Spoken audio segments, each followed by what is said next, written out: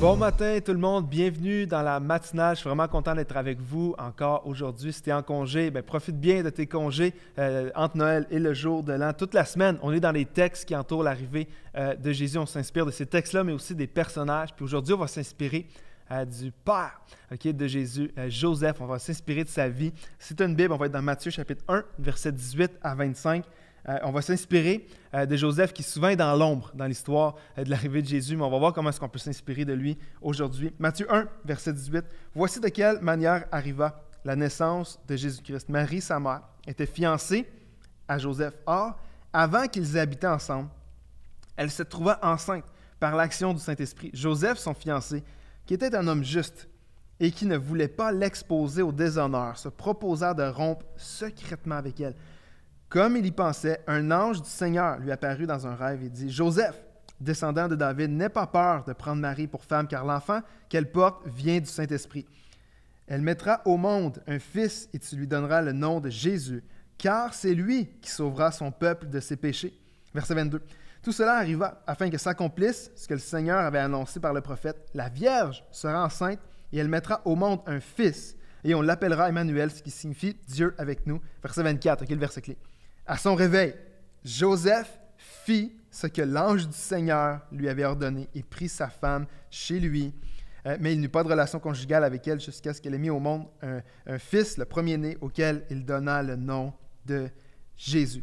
Joseph, c'est souvent l'oublié pour moi des textes de l'arrivée de Jésus. On sous-estime tout ce que Joseph a dû traverser. Imagine, Joseph et Marie sont fiancés. Si tu es marié, tu te souviens peut-être c'est quoi la saison des fiançailles, où on cherche un appart ou une maison, on planifie le mariage, la liste des invités, choisir la salle, la femme doit choisir sa robe, la fille est sur Pinterest pendant 3 heures par jour. C'est comme ma femme, pendant qu'on préparait notre mariage, Val était sur Pinterest 3 heures par jour pour toute la déco, tout ce qu'il faut. Ils sont dans cette saison-là, ils sont dans une saison de fiançailles.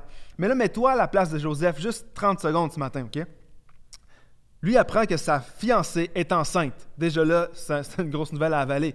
Mais elle va dire, non, c'est le Saint-Esprit. C'est le Saint-Esprit qui l'a mis enceinte. Puis là, Joseph, mets-toi dans sa peau, il apprend tout ça. Il y a un way out. Il n'est pas encore marié avec elle. Il décide, regarde, je ne vais même pas t'exposer. Je vais m'en aller secrètement, on va rompre ensemble. Il y a un way out. Mais il décide, à cause que l'ange vient le voir, il décide de rester. Moi, je m'imagine Joseph expliquer ça à ses amis. Oui, les gars, Marie est enceinte. Mais en fait, elle n'a pas couché avec personne. Elle est enceinte, c'est le Saint-Esprit qui l'a mis enceinte. Imagine juste la conversation de Joseph avec ses amis. C'est le Saint-Esprit. Puis en plus de ça, le bébé, c'est le Messie. C'est le sauveur de l'humanité. C'est ça que l'ange me dit. J'imagine que ça devait être des conversations assez drôles pour Joseph d'avoir avec ses amis. Mais moi, ce qui me frappe là-dedans, c'est qu'au verset 24, Joseph décide décide de servir Dieu, d'obéir à Dieu malgré tout. Et à partir de ce moment-là, Joseph signe un contrat où il allait être dans l'ombre. Il allait être dans l'ombre pour le restant de l'histoire. Où est-ce que lui va accepter ça? Il fait confiance à Dieu, il obéit à Dieu, mais il est dans l'ombre pour la majeure partie de l'histoire. Puis il accepte ça, même s'il ne comprend pas tout. Il devait en avoir des questions, Joseph. Puis il devait s'en poser des questions sur qu'est-ce qui est en train d'arriver. Puis ma question pour nous ce matin, c'est que est-ce qu'on est capable d'être comme Joseph, d'accepter de faire ce que Dieu nous appelle à faire, d'accepter parfois d'aller où ce que Dieu nous appelle à aller ou d'accepter des choses si personne ne va le savoir. Joseph a accepté des choses il devait passer pour un fou autour de lui, mais lui, là, juste le fait que Dieu me le demande, je vais le faire. Puis on vit dans la génération, nous, où tout ce qui est vu, là, c'est ça qui est important. Avec les réseaux sociaux, il faut que tout le monde sache ce que j'ai fait, il faut que tout le monde sache que j'ai donné de l'argent, j'ai servi là, j'ai fait ci, j'ai fait ça, j'ai mangé ci, j'étais allé là. On est dans la génération où ce qui est vu, là, c'est ça qui est mis de l'avant. Puis Joseph nous donne une leçon, lui. Lui, il accepte de servir Dieu, il accepte d'obéir à Dieu, il accepte de se soumettre au plan de Dieu, même si ça le place, lui, dans l'ombre dans l'histoire. Puis on a une grosse leçon à apprendre de Joseph. Dans le royaume de Dieu, ce qui est moins vu, là, c'est souvent ça qui est le plus important. Puis Joseph nous donne cette leçon-là. Puis moi, je veux juste t'encourager aujourd'hui. On n'a pas besoin de perdre l'énergie puis de perdre du temps à essayer que les autres voient ce qu'on fait, à essayer que les autres voient ce qu'on dit, ce qu'on fait, où on va. On n'a pas besoin de perdre de l'énergie à ce que les autres nous remarquent, les autres nous reconnaissent. Joseph nous apprend que servir Dieu, parfois, là, c'est d'accepter des choses que personne ne va vraiment savoir autour de nous, que personne ne va peut-être comprendre autour de nous, qu'on n'aura peut-être pas le crédit qu'on mérite. Comme Joseph, moi, je trouve que Joseph n'a jamais le crédit qu'il mérite dans l'histoire. Mais parfois, là, servir Dieu, ça implique ça.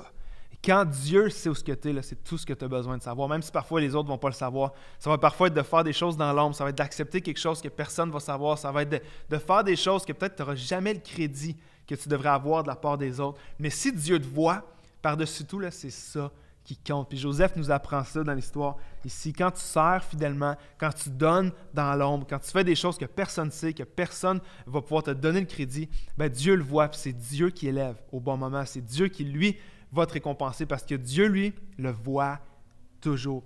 Alors moi, aujourd'hui, je t'encourage en s'inspirant de la vie de Joseph à l'arrivée de Jésus. Ça se peut que des fois, on n'aura pas le crédit qu'on mérite. Ça se peut qu'on va être dans l'ombre. Puis peut-être c'est ton cas. Peut-être tu es dans l'ombre et tu n'as pas toujours le crédit que tu mérites. Pense à Joseph. Joseph a été un homme de Dieu incroyable dans cette histoire-là, où il a accepté ce que le Seigneur lui demandait, il a accepté l'appel de Dieu sur sa vie. Puis regardez le fruit, son propre fils, c'était le Messie. Dieu l'a choisi, lui, pour être le père terrestre de son fils, du fils de Dieu. Alors moi, je veux juste t'encourager, si tu es dans l'ombre, continue de servir. C'est Dieu qui te voit, c'est Dieu qui va t'ouvrir les portes, c'est Dieu qui va tracer le chemin pour ta vie. On prie ensemble, puis on se lance dans notre journée après. Seigneur, merci pour la vie de Joseph. Moi, je te remercie pour cet homme-là qui nous inspire encore aujourd'hui, 2000 ans plus tard. Seigneur, cet homme-là qui a accepté ton mandat, tu l'as appelé, puis il a accepté, même s'il devait avoir plein de questions, s'il était souvent dans l'ombre, s'il n'y a pas le crédit qu'il mérite, bien, il a accepté, Seigneur, de te servir, puis de faire les choses que tu l'appelais à faire, même dans l'ombre. Alors, Seigneur, que chacun de nous, on puisse avoir le cœur de Joseph, de dire, Seigneur, si tu m'appelles à le faire, que les autres le voient ou pas, je vais le faire. Que les autres remarquent ce que je fais ou pas, je vais le faire. Parce que je le fais pour toi, puis c'est à toi que je vais obéir.